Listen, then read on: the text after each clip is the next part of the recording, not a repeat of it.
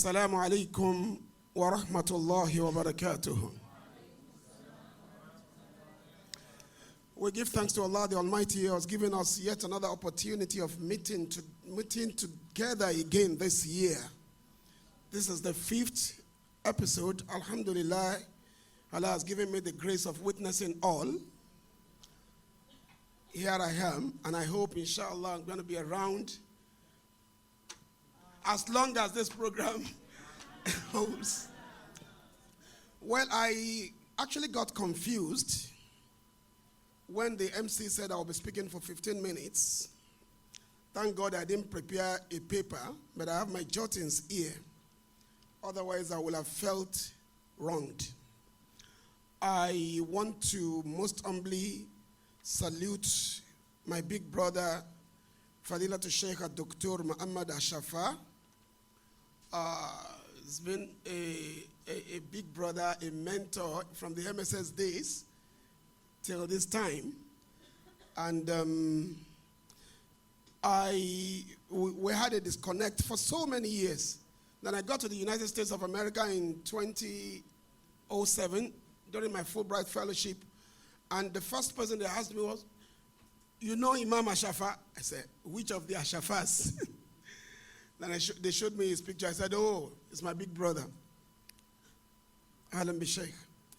I want to acknowledge my very good friend. You will discover him during his presentation. I have actually told people that one of the finest brains in the Lagos State University today is Dr. Mustafa Adebello. Inshallah, you will discover him very soon. And of course, that legendary lover of Muhammad sallallahu alaihi wasallam, Sheikh Abdul Razak Mubashir Waliullah Afakallah. You can get anything from Afakallah if it's because of Muhammad sallallahu alaihi wasallam. You can be very sure of that. You can always, even if you want to, in quotes now, manipulate him, use Muhammad, you will succeed.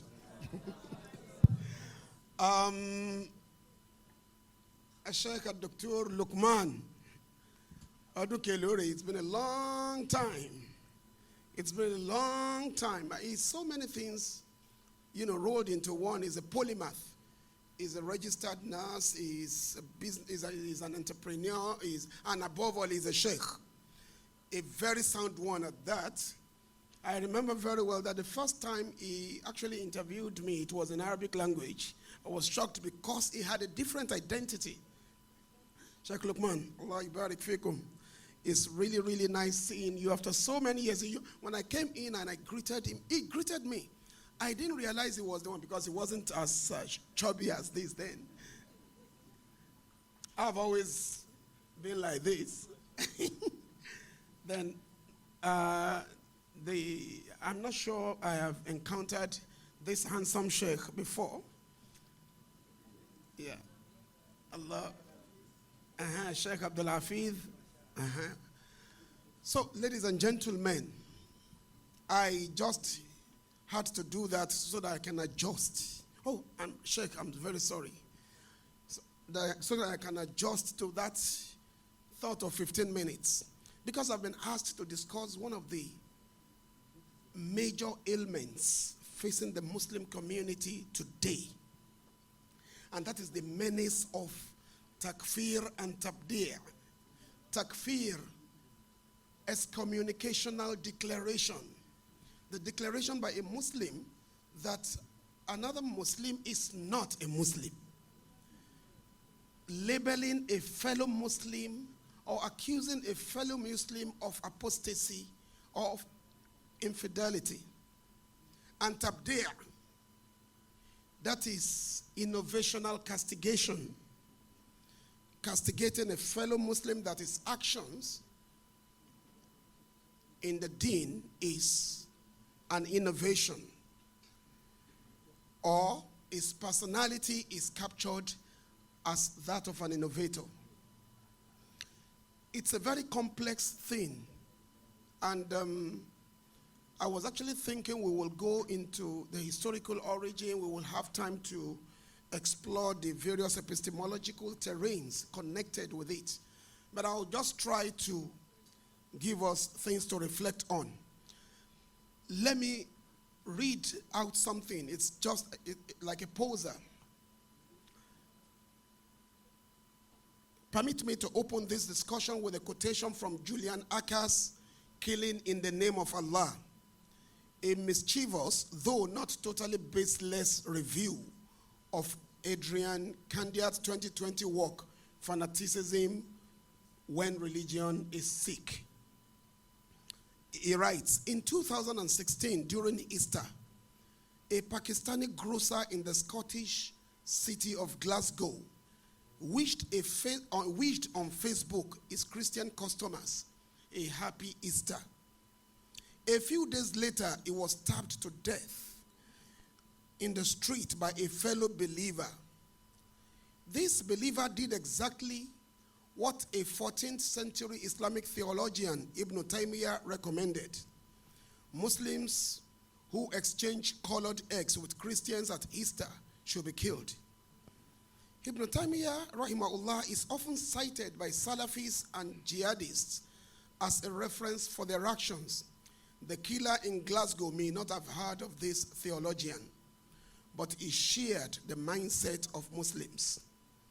The fatwa, or wanting to kill for religious reasons, is a legal concept. The fanatic is convinced that he must follow the law based on how Allah is thought of. This is where I actually got disturbed. According to Islam, and I think Dr. Mustafa will have to take this up, not in his lecture, not necessarily in his lecture, because I know he handles those philosophical aspects of Islamic studies, theology, and what have you. And I think our students should have the right orientation in this regard. This is how Akka sees it. According to Islam, Allah is absolutely transcendent. That is to say, man with his language and thinking cannot possibly express the truth about Allah. We have no knowledge about Allah. Fortunately, there is the Quran that makes clear what Allah wants. Candiate called this a pious agnosticism. Theology is therefore essentially impossible in Islam. When asked what theology is, a Muslim answers that it is the teaching that says that what is forbidden, and that says what is forbidden and what is allowed. This view of Allah is diametrically opposed to Christian theology. The Christian faith is a personal relationship with God, a relationship of love and trust. A Christian can say, I am a believer, but not practicing. A Muslim, on the other hand, cannot have a personal relationship with Allah because Allah is completely unknowable. What about the deeds? Now, what the Muslim can do is to follow the orders of Allah. It is not about the inner life, but about the deeds. To be a Muslim is to behave the way a Muslim is supposed to behave. If a Muslim were to wish a Christian happy Easter, then he is an apostate, and therefore he must be killed. The latter follows from classical Islamic law, Sharia, and that is the will of Allah. This is the man's jaundiced view. But we have, in most cases, we have not addressed such concerns. Just last week, my son had a conversation with a friend, and the person told him that saying Merry Christmas to a Christian is worse than committing adultery, fornication, and highway robbery. He said, you see, there are certain things you will hear and you think it's not going to happen, it can never happen. But the unfortunate thing is these things are happening. In fact, just last Saturday, I was at the Muslim Association of Nigerian conference. I was a guest speaker. I got there to to meet an old friend. I never knew he was a member of the organization. And on learning about my view about Happy New Year, and I've always said that, I've said that for so many years, for God's sake, this unnecessarily wrangling about New Year's Day, it is sickening. Because as far as I'm concerned, calendars are cultural constructs. As far as I'm concerned, Allah has created two truths, the sun and the moon. These are the things used for reckoning. You give a calendar the meaning you want. So as far as I'm concerned, it is not something you get worked up over and you start arguing unnecessarily. When I expressed my view, my friend sent me a message at night. You have to be very careful with this, your view. I said, for over 20 years, I've been expressing that. And he said, go away, Happy New Year, go. So many a time it is not because of your level of understanding. I've read some fatwas online, and I've seen scholars of repute saying conflicting things. So it shows us that we should continue to engage ourselves, because many a time it is not what we believe, but the way we have chosen to believe those things. That is the problem. So what Julian Aka is saying here is that we do not have an Islamic theology. You only have a master-slave relationship between Muslims and their God, Allah subhanahu wa ta'ala. So the contemporary Muslim society is plagued by these ailments. I've had students, even at LASU, I remember very well in 2003, I observed that there was a student, anytime I said to him, Salaam alaikum, he would not answer, just say, good morning, sir. And I asked him, come, I observed that you don't respond to my taslim. And you know what he told me? Timba dayin long, Monique am I expect alafia alato domini. Me, the fake expect alafia alato domini. And I told him, I said, thank you. And I thank God I am not you and you are not me. Because if I am like you, you will have problems here. You will have a very big problem, but I will not sacrifice my own training, my own understanding for your own stupidity. See, this is a problem. So you have it among Muslim students, in the university, among our brothers in the various Madaris al-Arabiya. So we need to really, really engage that. And I think that is the reason why, well, every year the Muhammad Rasulullah Global Family surprises me. Every year, they'll just come with some crazy ideas. And you feel, oh, we've not been thinking about this. You guys are addressing this again this year? And so when I saw the issue of moderation, I felt, yeah, this is one of the areas we have not truly explored. At least in this kind of example, in this kind of gathering where people have the time to really listen and ponder. You know, there are the typical Olobeyo programs where you sing and dance and even forget the main thrust of whatever you might have listened to before the program completes. Now, what is takfir? What is tabdi'? I think takfir and tabdi' are both byproducts of ignorance. A very good or a very deep understanding of Islam should show you that it is not right for you as an individual to take upon yourself the responsibility of excommunicating fellow believers. And they are two sides of the same. In fact, one is a step ahead of the other. Many a time it is tabdi', castigating my action as innovation that precedes the total condemnation, sending me out of the pale of Islam. Most of the time, you first start complaining about, okay, what this guy is doing is BIDHA. And the unfortunate thing is, most of those people who say this have very little knowledge of the semantic implications of the words used in various verses of the Quran and the traditions. For example, the very popular thing is, kullu bid'atin dalala. Kullu bid'atin dalala. So they do not even want to accept the fact that there could be good innovations and there could be repulsive or reprehensible innovations. So when you say there is a good innovation, they tell you no. And they tell you cannot be a better Muslim than the companions, radiyallahu anhum. Sayyidina Umar radiyallahu anhu, the first day, it was Umar radiyallahu anhu that introduced Taraweeh. Somebody told me Taraweeh was already a part of Islam. He only brought it forward. I said, fine, it was Tahajjud brought forward. But when he brought it forward, it was named Taraweeh, not Tahajjud. And he himself called it BIDHA. When he saw people observing it, Umar radiallahu anhu said, Ni'matul bid'a adi. This is a beautiful innovation. And you tell me there can't be a good innovation.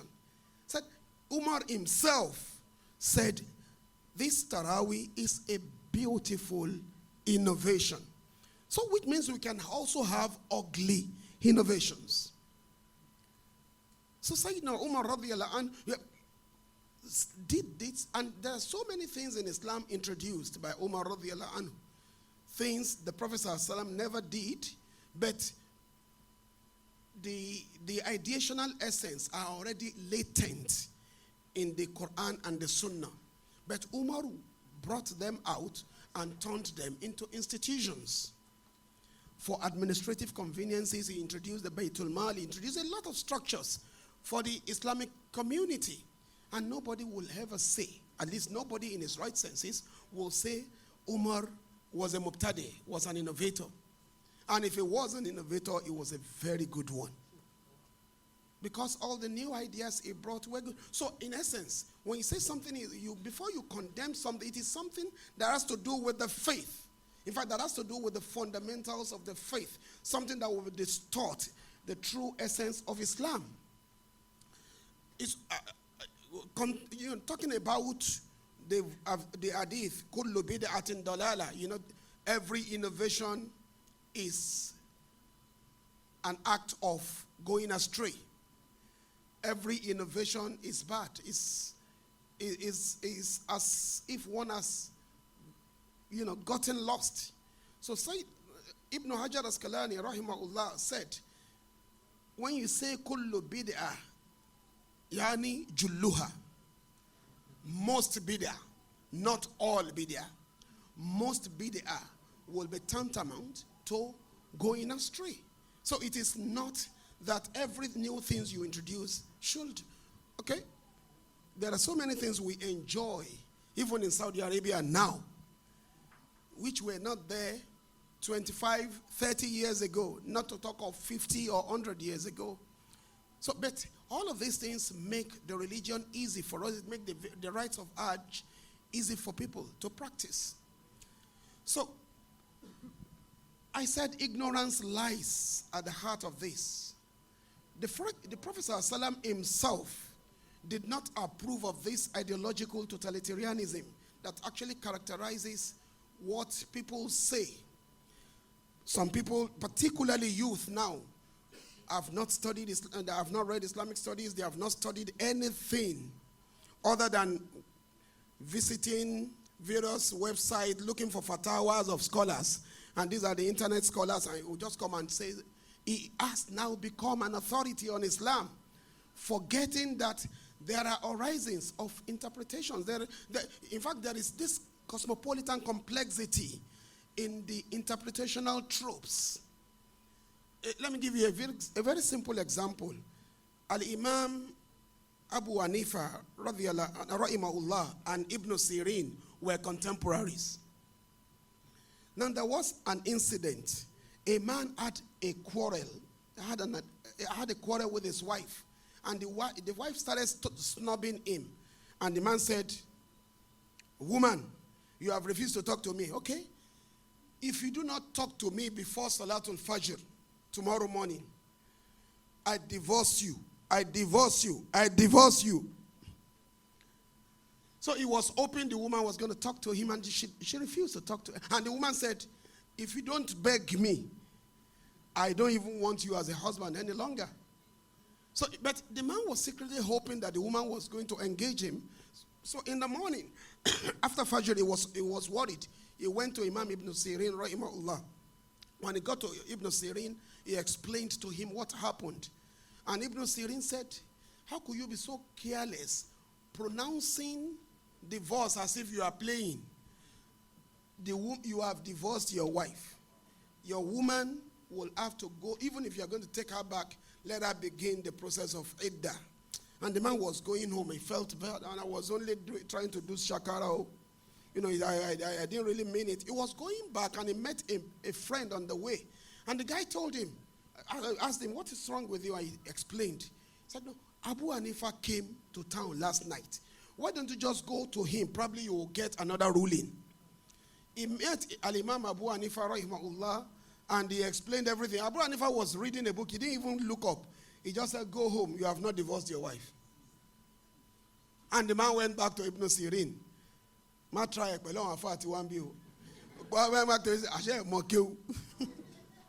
I have met a scholar who is greater than you.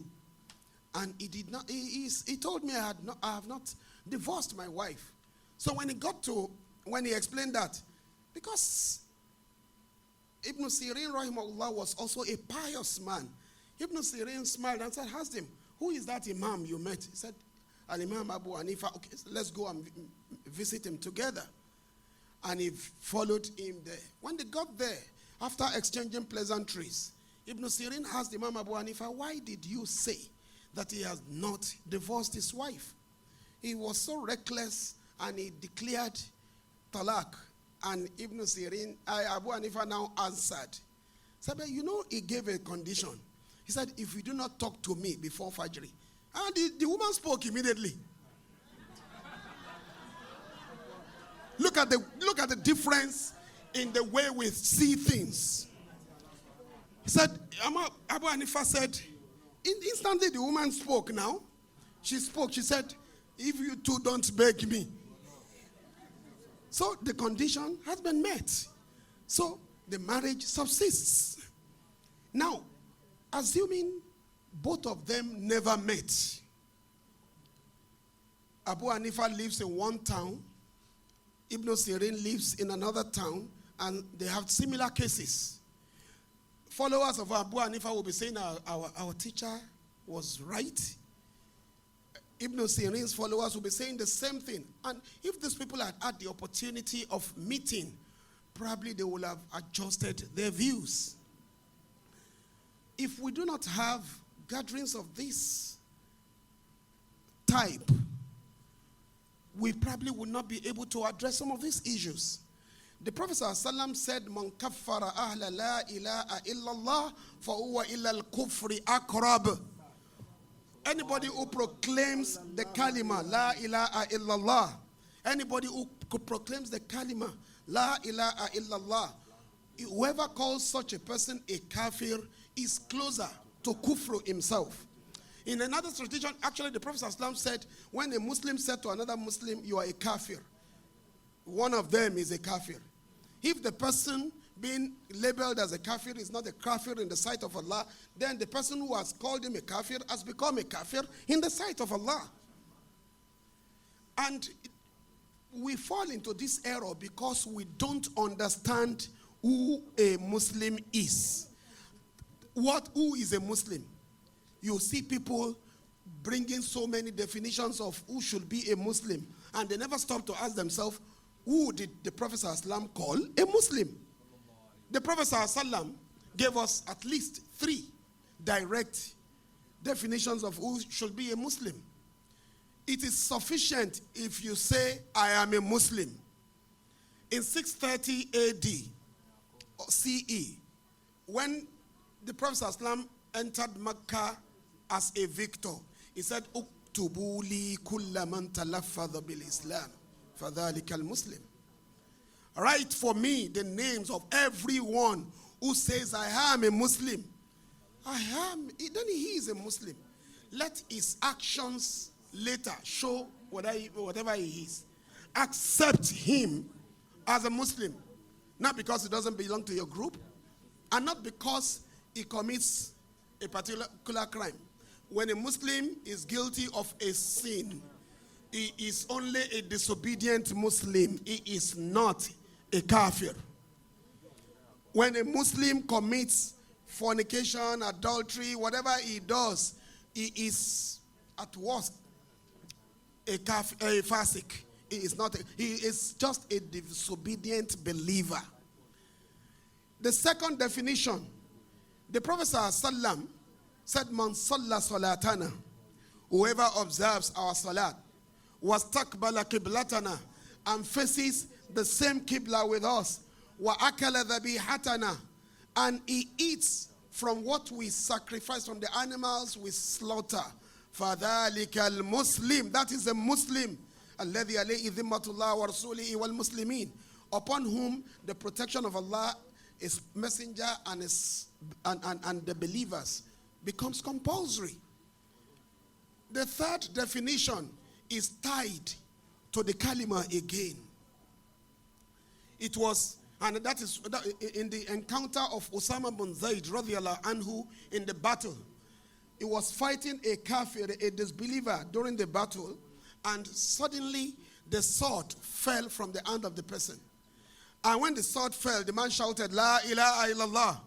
You know, like I would probably have done the same thing. I said, you've been fighting, you didn't remember La ilaha illallah. Now your sword dropped, and you said La ilaha illallah. Usama killed him. When the Prophet ﷺ heard, sallallahu alaihi wasallam, what did he say? The Prophet ﷺ said, "Aqala la ilaha illallah wa qatalta." Did he say La ilaha illallah and you killed him? Usama said, "Innama qala min khawf." O Messenger of Allah, he said it out of fear. The Prophet said, "Afala shaqaqta sadra. ماذا تصنع بلا إله إلا الله إذا جاءتك يوم القيامة تشهد عليك." Why don't you open his bosom, his heart, to see whether he said it seriously or out of fear? What are you going to do with La ilaha illallah when it comes on the day of judgment testifying against you? So, beloved brothers and sisters in Islam, we should try and equip ourselves intellectually. Read the Quran, read the Sunnah of the Prophet ﷺ. Now look at the current realities. There are so many of us who still think that the juristic edicts issued in the medieval period should still be applied today, when the conditions have changed, when the society has changed, when the challenges have changed. So it is until we understand that some of these things are context specific that we'll be able to wriggle out of the problem. It is not right for an individual. In fact, if it becomes compulsory to label anybody a kafir, it will have to go through a very long process. In fact, a qualified body of jurists. And even then, they have to be careful. Because the Prophet ﷺ punished people during his time, he never called them kuffar. They committed crimes, they fell into error. The Prophet ﷺ never called them kuffar. And even when you punish a sinner, the Prophet ﷺ will say, do not abuse him. Do not assist shaitan in distorting his affairs. Because you cannot be a true believer unless you are a follower of Muhammad ﷺ. And Muhammad ﷺ was the perfect example of love, of tolerance, of understanding. Even when you are wrong, the Prophet ﷺ will still apply the law of Allah, but at the same time, it will still be merciful towards you, because it was rahmatun lil alameen. It was a mercy unto mankind. It was the atlas of all divine verities. So, brothers and sisters in Islam, we can only get out of this if we know and understand that if we persist, it will be very difficult to establish true love among Muslims. It will be very difficult for us to cooperate, and it will be very difficult for us to win the heart of non-Muslims. I wish you would listen. I wish you would not give Imam Ashafa 15 minutes. Because you will now see how conflict is transformed, how hatred born out of ignorance is transformed to an acceptance of the other without necessarily compromising your identity. You can accept the other. You can acknowledge diversity without necessarily compromising that identity of a Muslim. So there are so many things involved, but as I used to tell you, I have many things to say unto you, but ye cannot bear them now. That is what Jesus said in the Bible. Subhana rabbika rabbil izzati amma yasifun wa salamun ala al-mursalin walhamdulillahi rabbil alamin.